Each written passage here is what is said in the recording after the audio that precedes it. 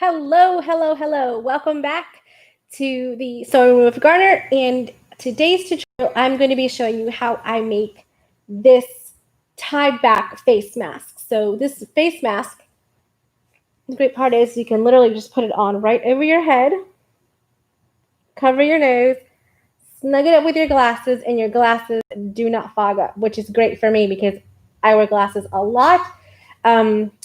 The temperature change and things like that have really been affecting my eyes, so the contacts are just not that great for me right now. So I love that I can actually do this, and I'm actually Facebook Live, so I have you over here and here so that I can see any comments or anything else like that come through here. And we're going to be working right here today. So I'm going to actually be changing the view a little bit to kind of scooch you down a little bit. So I'll be just making a couple adjustments just to make sure. Here, oopsies. And down. Perfect. Okay. So you can kind of, there we go. Okay. So this is how I'm going to be making my face mask today. I can actually take it off so that you guys can hear me when I'm talking. So today's tutorial, I'm going to show you how to make the face mask. So it's different from the accordion style face mask. The accordion one has elastic on the side. And as you can tell, it's great. I start breathing hard. I can start seeing I don't know if you guys can see it, but my glasses start fogging up.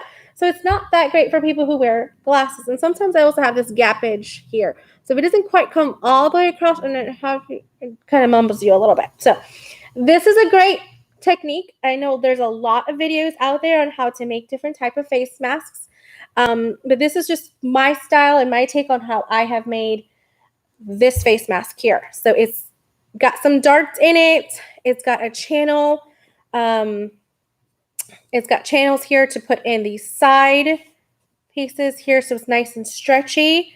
You don't have to use stretchy material. You could use any type of twill tape or something like that. Ribbon would work just as well, but I will show you how to use the stretchy material, or this works just fine as well. Okay, so for today's tutorial, you're going to need a 1/4 yard of fabric in half. So this here measures, and you could do this with scraps as well. So this is about 20 inches by 9 inches. So this is one piece of fabric that's 20 inches long by 9 inches tall. And I'm going to show you how I make my measurements. Okay, so let me get my ruler because I just had one and we just had class literally this evening. I'm going to be using my Sharpie for marking tool because I want you guys to be able to see my markings from the camera.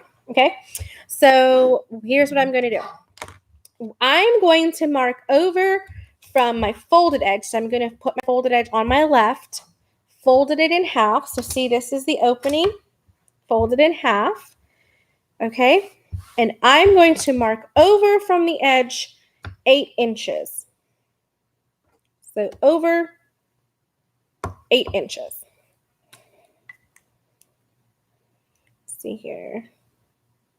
Yes, 8 inches.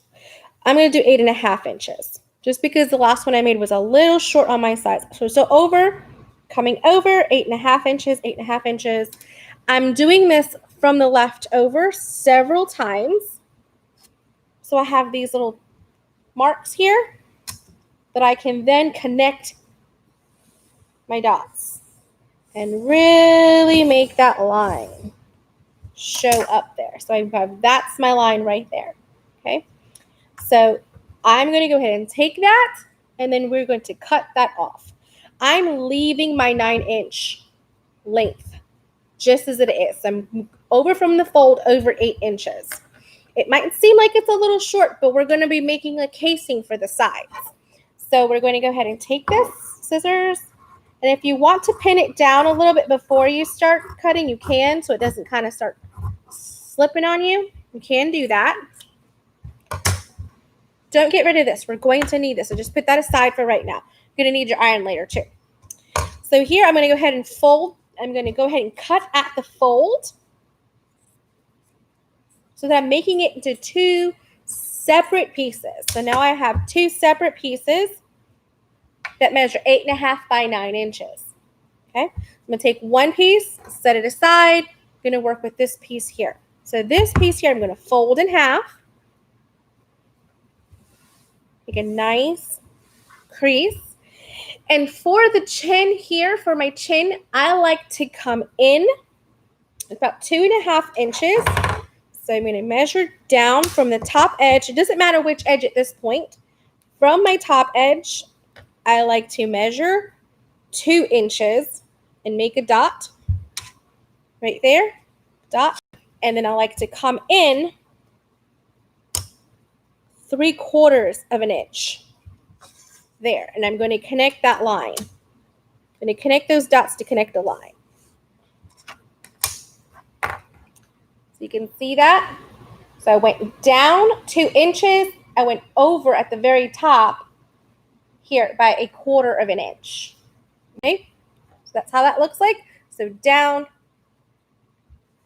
Okay, that's for my chin. So for my nose pleat, I like to come in 1/2 inch on my nose pleat and only 1 inch down because my nose isn't that long, so we don't need to really have it that long. And connect those dots.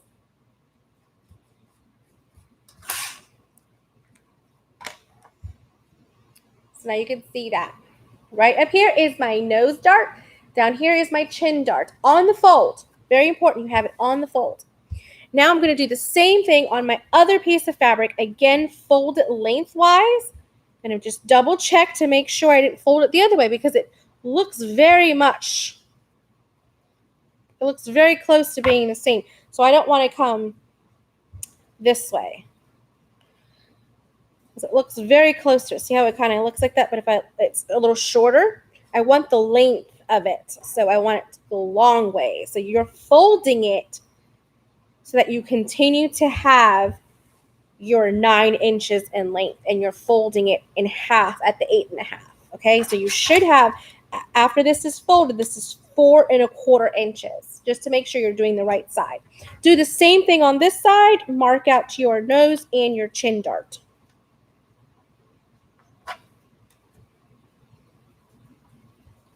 Connect.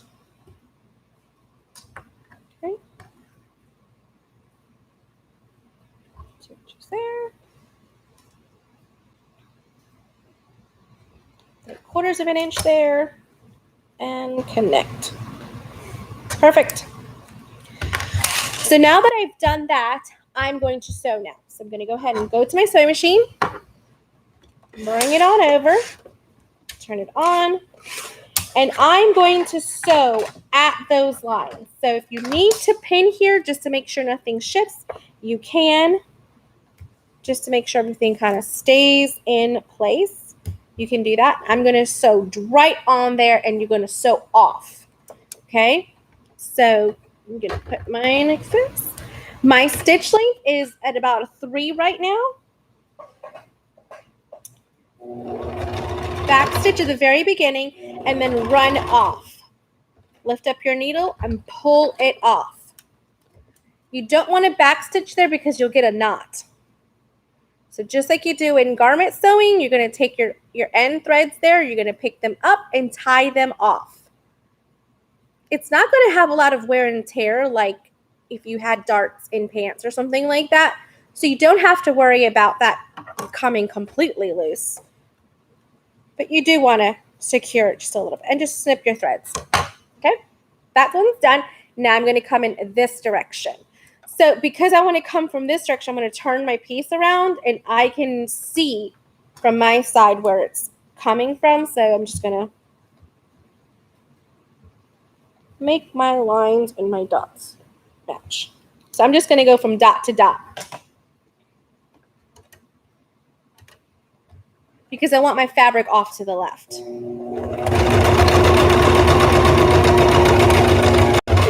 Oops, I totally I backstitched. That's the chin. It's not as sensitive as the nose. The nose can get like a little bump right in there and it kind of gets a little irritating. Okay, so we did that to this piece. So we've sewn in our darts. We're going to repeat the same process with this side.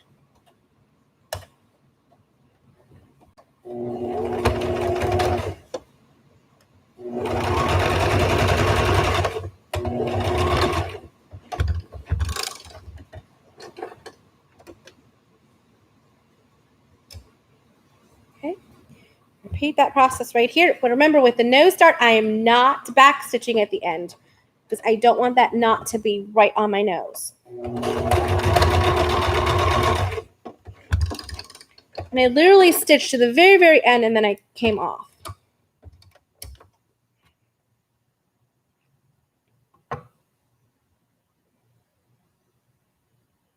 Tie it off.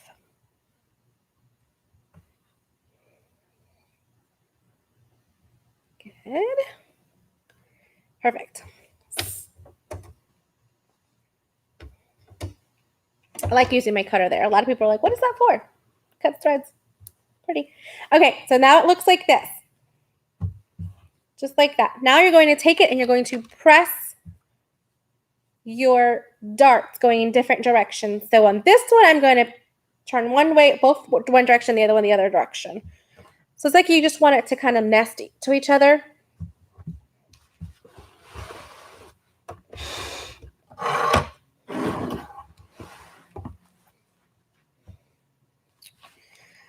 So this one, I'm going to go this direction, both going the same direction.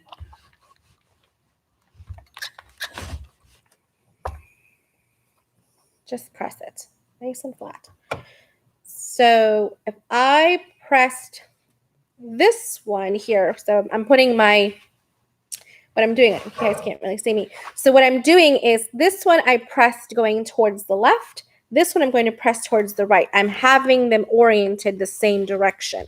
So what I did is I have both of my nose pieces up here and my chin pieces down here. I like this mask because it's nice and snug and I don't need to have a metal piece in there. I don't need to have the bar in order for me to avoid the whole thing. There we go. Nice and pressed. Okay. So now we've done that. Take that and move it on over. Okay. So now that we've done that, we're going to line up our nose piece right here, right to each other. So pretty sides touching. So pretty side where you don't see any stitches to pretty side here. And it's going to be going on opposite directions. So what you want it to do is this is going this direction, that's going this direction. It's nesting. It's getting really nice and nested together. I'm going to go ahead and put a pin in that. Do the same thing with the chin. Make sure you have them going different directions. Just like that.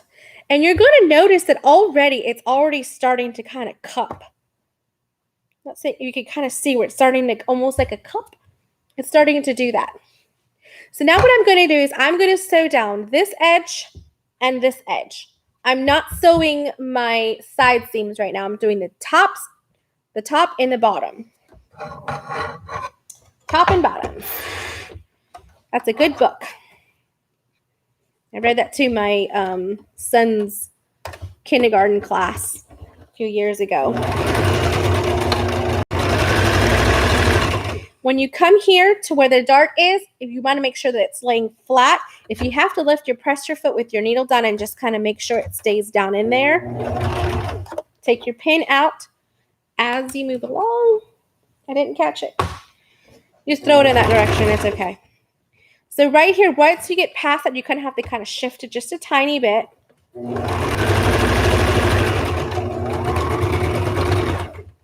I'm using a 1/4 inch seam allowance. So if you're a quilter, then you know really well what that is. You've done that plenty of times. You know what you're doing. Okay, so I like to sew so that this bottom piece isn't going to get flipped down. So I'm turning it over so my back piece lays nice and flat against the seam. So I don't have to worry about the bottom one, in other words, just the top one. getting really close to that pin, taking it out. I'm little, like right here, my needle is down. I can kind of lift and shift it just a tiny bit to stay, and it's a little bulky there, so just be careful and get nice and slow. Right there. Perfect. Got that. I hope you guys like this angle. I feel like you're behind me, but then you can see the machine a little bit better. It's always helpful when you can see the machine and you can see what the person's doing with their hands. Okay, so now what I'm going to do is I'm going to snip my threads because it drives me crazy. Okay, so now I'm going to take my hand and I'm going to turn it out. Take it, turn it out, just like you're turning out some socks. Just like that. And you're going to press this seam. Okay, so now you can kind of pull on it a little bit and you see where it just kind of goes where it needs to go. And it's already kind of cupping. If you wanted to make this so that it's two different colors, so you have a right and wrong side, or you wanted to be able to be reversible in case you have different outfits or things like that, especially for children, these are great for kids. My kids go to karate, and I made these masks for them for karate, and they're really great because no matter what they do, they really stay on and it's not pulling on their ears. I can wear this mask all day and it doesn't bother my ears at all, or my nose or anything. It's very comfortable. Well, as comfortable as a mask can be. But that's where we are, so that's what we got. Okay, so this is down here is our chin, up here is our nose. You can tell because this start here is much shorter than this start. This start is longer.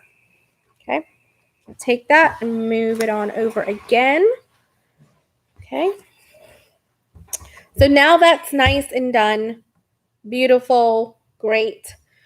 So for this side seam here, what I'm going to do now is I'm going to fold it in half. I'm going to fold it in half so it's facing each other. If you have a right or wrong side, this is where you're going to want to have the right side out facing you and the wrong side facing in. If you have that. Actually, I needed to press this a little bit more, so I'm going to go ahead and make them fold that in half and press it. Steam. I like to use a lot of steam to really make sure I'm getting something right. Okay. So now that I've done that, I'm going to make a little snip into mine just so I can tell where this, it's going to be like, looks like small pleats on the side. It just helps make it cup around your face. So I like to have it be 1.5 inches from the center fold. Make a mark on both pieces because this is actually the sides. This is your sides. 1.5 inches. I like to really make that mark there. It's all within my seam allowance. You're not going to see any of these marks, but right from the edge, the folded edge over 1.5 inches. Okay. And now what I'm doing is at that line, I'm going to stitch in 1 inch. Okay. Put it under my presser foot. At that mark, needle down. Grab my foot pedal.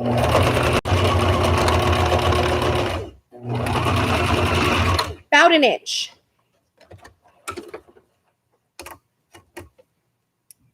Make sure everything's nice and tucked together.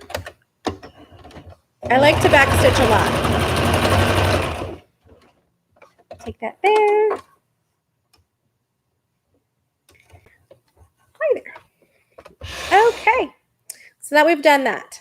Now what I like to do is I like to make this, so I take the fold and I smush it down, like I squish it down to that seam that we just did. So now this is the pretty side, this is the wrong side. I took that seam and I'm pushing it down to line up that fold, to line it with this seam that I just made. And you see that, and it makes like a boxed pleat. So if you've ever made a boxed pleated dress, or if you haven't made one, that's how it's done. It's not too difficult. See that? When you can really so just, this is the seam that we just did right there. I'm taking this folded edge and I'm pushing it down. I'm opening up both layers. And pushing it down toward that center seam.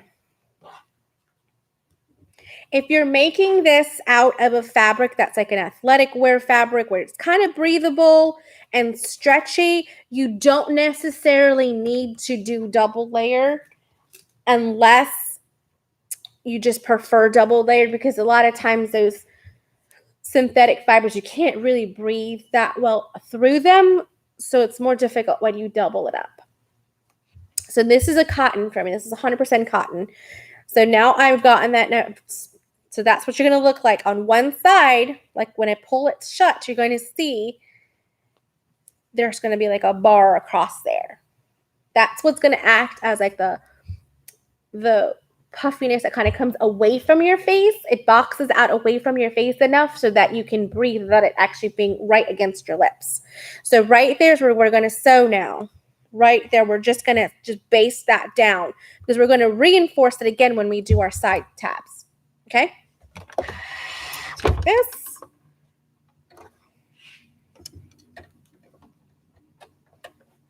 And this can get wider if you want it to. So if you wanted to make this a smaller gap, you could do that. You just make the box pleat wider. So instead of 1.5 inches, you could do 2 inches.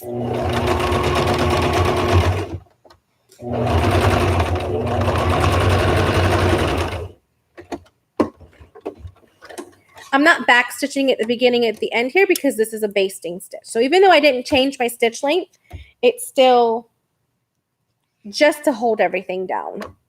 And I'm doing it just 1/4 inch away because I'm going to come in at 1/2 inch with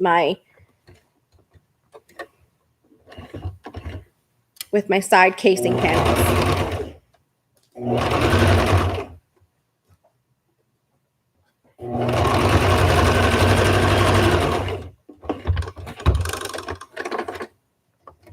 So if your sides don't quite match up because of the darts don't make everything quite line up, like see right there for me, it's not quite lined up, but that's okay because it's all going to get covered when we put our casing on the side.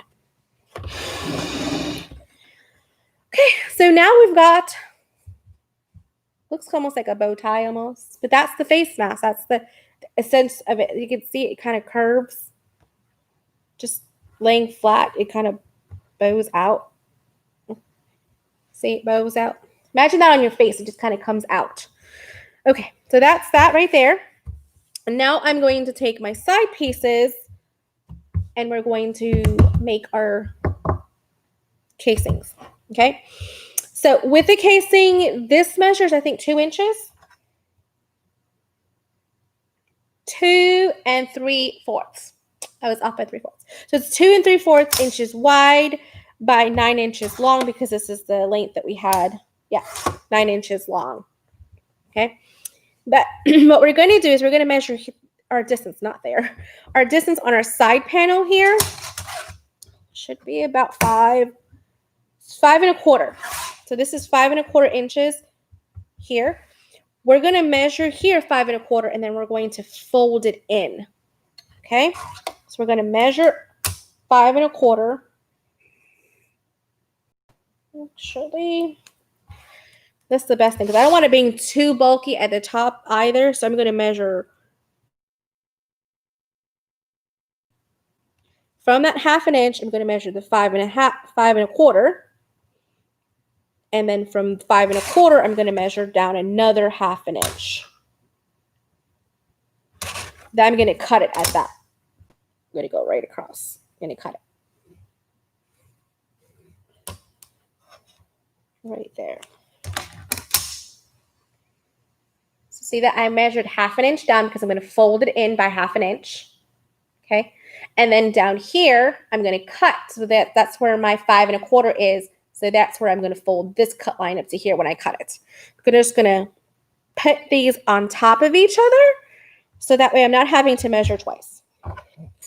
And cut. Right on that line. Perfect. Set that aside in case you need it for anything else. Okay, so now what we're going to do is we're going to fold this down 1/4 inch. That's 1/2 inch, I'm sorry. And fold up at 1/2 inch. Do the same thing on this side. You can mark it with a seam gauge, your ruler, however you want to. I'm pretty good at knowing what 1/4 inch is by now. I have made lots and lots and lots of these masks.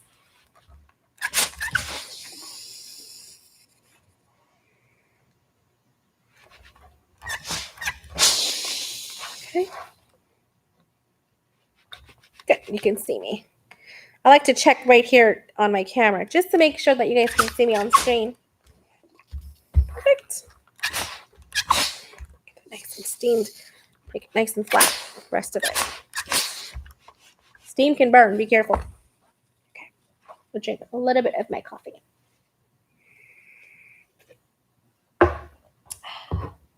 It's good. Good stuff. Okay. All right, so now that we've done that, I'm going to actually do like a top stitch on both of these ends just so that everything stays down.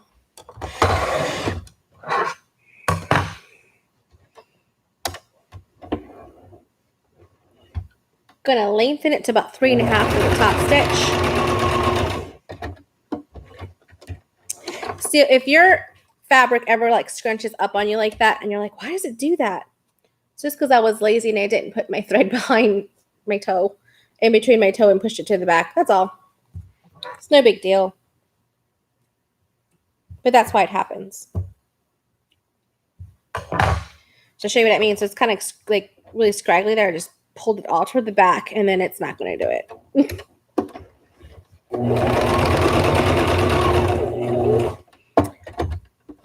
And I'm not worried about back stitching because this is just a top stitch. We're going to be stitching again and reinforcing all of these stitches in just a minute. So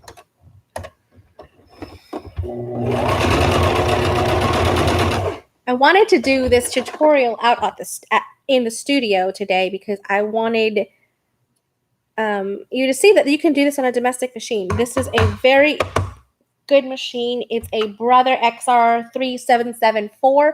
There's different models that kind of look like this.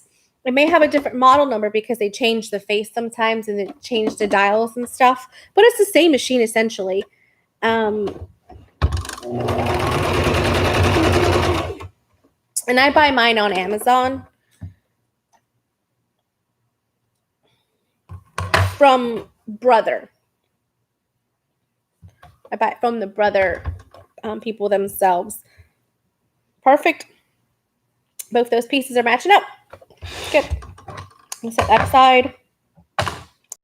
So now what we're going to do is we're going to put pretty sides touching. I'm going to put this side right over this edge. So any edge, doesn't matter which one you're starting with. I go right there to right there. It's a little shy, but maybe do 5.5 instead of 5.25, but it's okay. Could make it just a little bit smidge smaller. It's okay. Line it up at both edges. Pin it. Good. Center. Pin it.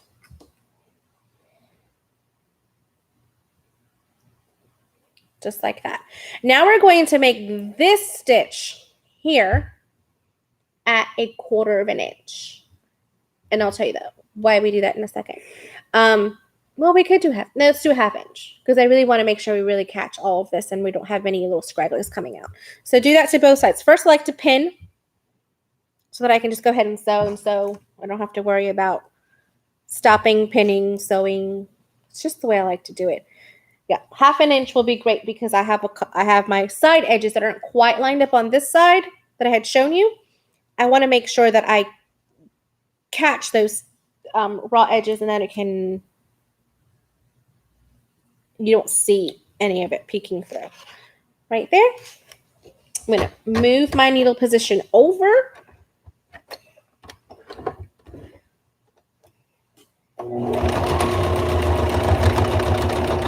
I am back stitching this time. I'm going to make sure that through here that everything stays flat. It can get kind of bulky right here. So make sure you're going nice and slow. Sometimes the issue most people run into with having a problem when they're making the pleated version is that right in here, it's 2, 4, 6 layers deep right here. And if you have any type of interfacing or you didn't cut back your seam allowance very well right there, it gets really bulky and very hard to go through a regular domestic sewing machine. And you'll have a lot of skip stitches where it looks like you didn't stitch at all. And it's like gapped. So that's what will happen if you make this with a regular domestic machine. This can get really thick right there in those pleats, especially if you don't have this pleat just slightly past that other pleat. If it goes on top of each other at all, that is a lot of layers and it's very thick. Most domestic machines will not be able to do that, even with a heavy-duty needle. And who wants to change their needle in the middle of stitching? Like at the end of the project for the top stitch, you have to change your needle. It's a little difficult. And making sure that the elastic gets caught. I mean, it's a lot. It's a lot. Okay, so let's go to the next slide. I'll get off my soapbox.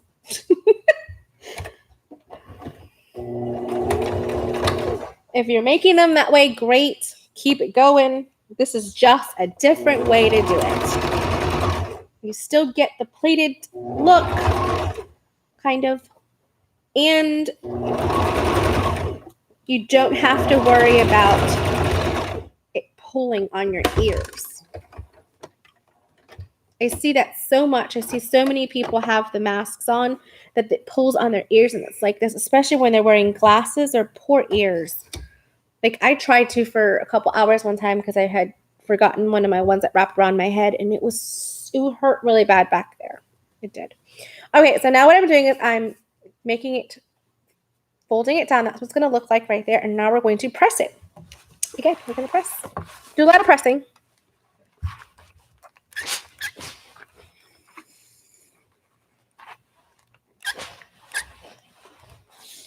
If you have a question as to which side is the pretty side or which side is out, it's the one that doesn't have the little box that comes out. It's this one right here where it looks like a mouth. That's the pretty side. The side that looks like a mouth. Okay, so now what we're going to do is right here, we're going to press it in by a 1/2 inch. Probably like 3/4 of an inch. Yeah, looks more like 3/4. And iron it. Once you've done that, then you're going to fold it over again.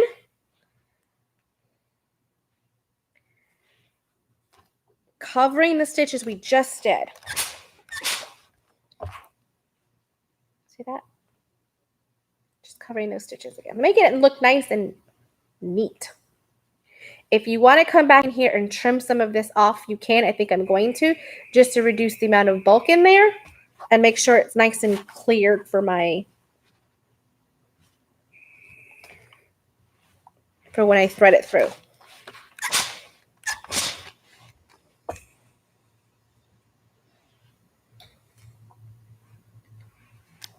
If you have a seam gauge handy or anything to kind of make sure this is all uniform, you can. I'm just kind of eyeballing it.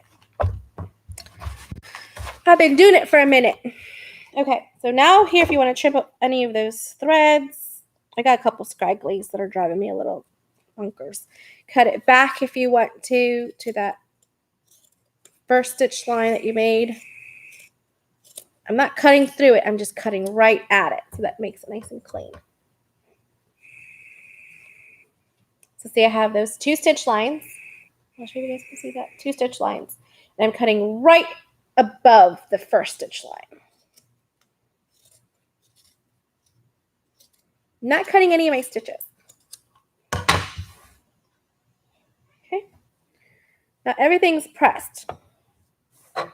Things nice and pressed. It makes it easier. Okay. So I'm going to pin it. and pin it. And what you're wanting to do, if you've ever made a quilt and you've done your binding, what this simulates, it's a very similar to that. And what happens is I'm going to go top stitch through here and catch my back seam. I'm going to top stitch it from the right side, but I'm catching that back fold.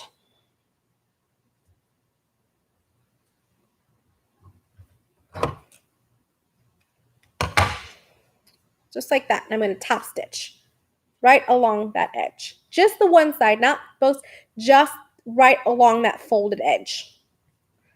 Really close to that folded edge to make sure I catch everything. Like 1/8 of an inch. Yeah, about 1/8 of an inch. It's kind of bulky there, so you might have to kind of start a little bit. There we go. It needs a little help. Mine needs a little help. I'm going to use my seam ripper as a stiletto and kind of help it along. If you push the pedal down faster, it's not going to do anything different. It's kind of like being stuck in the mud. It'll just rotate tires. That's what it'll do. So you just need a little nudge. Getting close to my other side here. Take my pin out.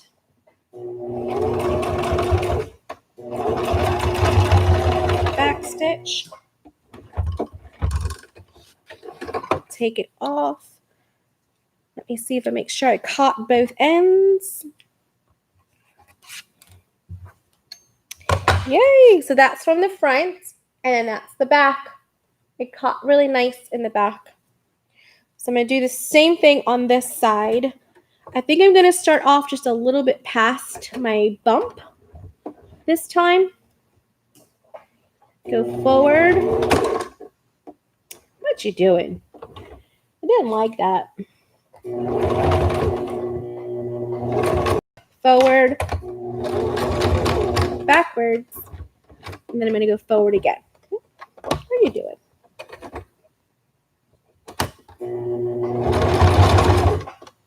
Come on.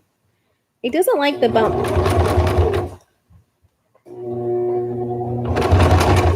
Okay, something's going on with my bobbin now. Sure is.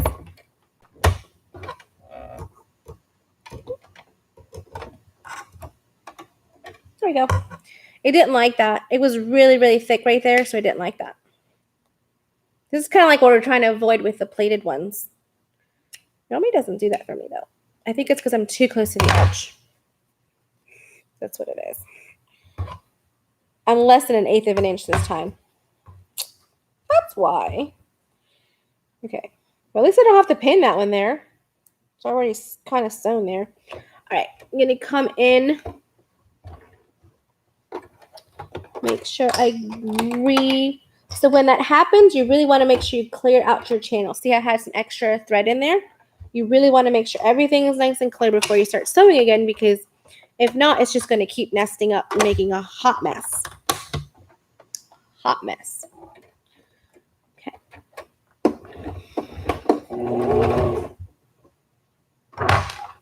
Really doesn't like that ball.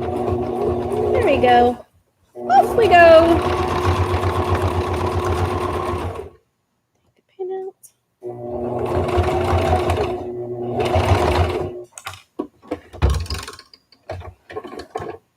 Doesn't mind going past it once it gets going. It just doesn't like to start at anything bulky. There we go. There we go. So now we got our mouth. That's our front piece, our back piece. Now we're going to take our fabric or a piece of twill tape. So twill tape, I can get this entire roll, and this is like 50 yards, maybe even more.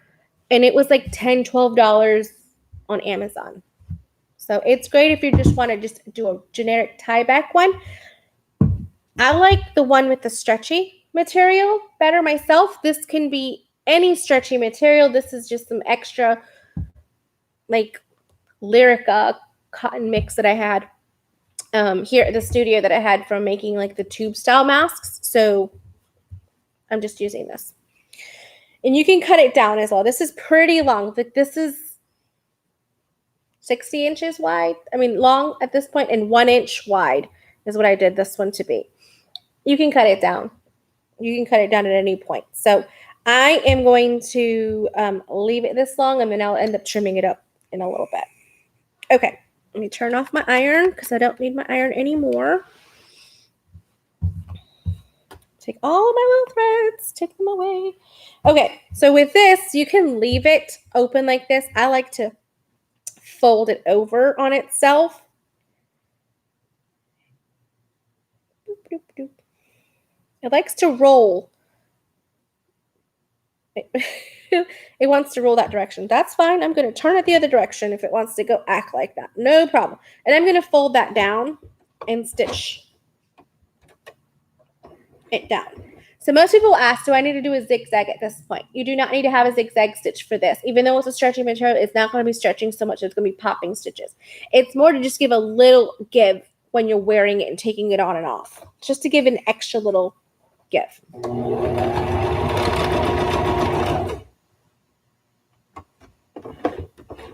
Hold on. My bobbin isn't quite working. Did it do something? No. No.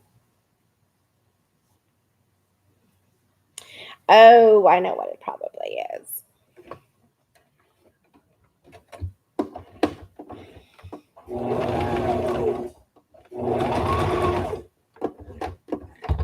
It doesn't like going through this material. Why? Because it is stretchy. And this is not a ballpoint needle. I'm not changing my needle. So that's fine. We could just leave it like this. It doesn't have to get sewn. It doesn't have to get sewn because there's no raw edges. I mean, there is raw edges, but it doesn't fray. So nothing happens to it. So let me just go ahead and get myself some safety pins.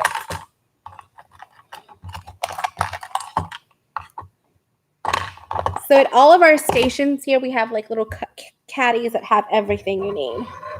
Literally everything you need. Actually, putting stuff away. I'm one of those that clean as I go.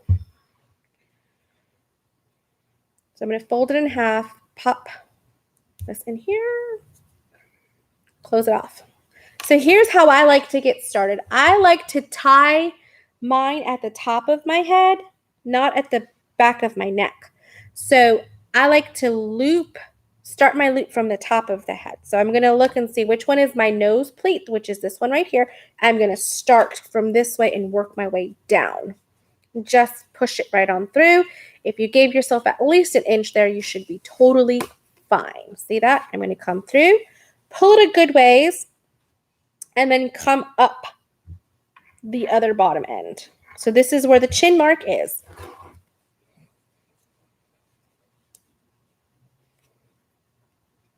Now, if you wanted to sew this, you could. Just change it over to a ballpoint needle. Or if you're not using this and you're using the twill tape, even better. Doesn't matter. Just whatever your preference is. Like I said, I like to have mine that gives a little give. Okay, so that's how it looks like. Move this over. We don't need a machine anymore. So that's how it looks. So it's going to look like a U shape right now. And this is open and that's there. I am going to adjust mine and put it on me.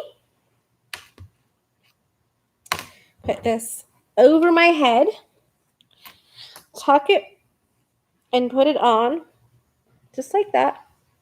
And I'm going to like pull on it. I want this to be kind of snug, but not like suffocating. Just enough that I know where to cut it for myself.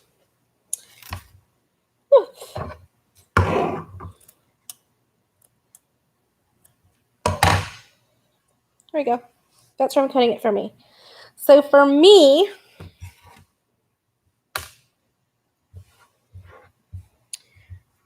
I have about like that. That's the size of it. If I wanted to measure, this is 12.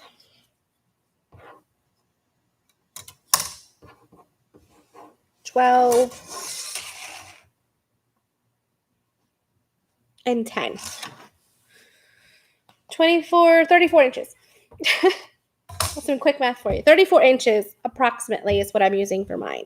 So that's how I'm going to do that. And now for here, right here where this comes together, you can just hand tie it as you see fit, or you could sew it down. I'm just going to tie mine right now. Just do a double tie knot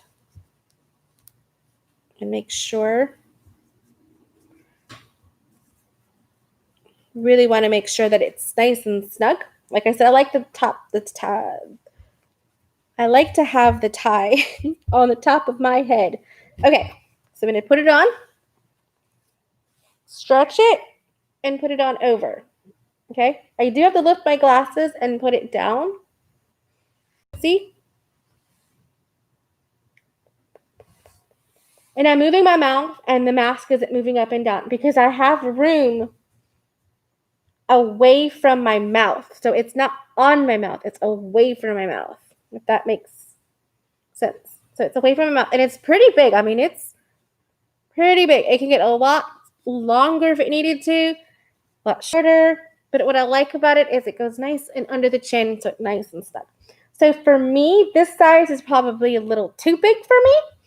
I have a smaller, narrower face. I'm kind of short, so I'm proportionally smaller than most people. So I'm probably more of a teen size.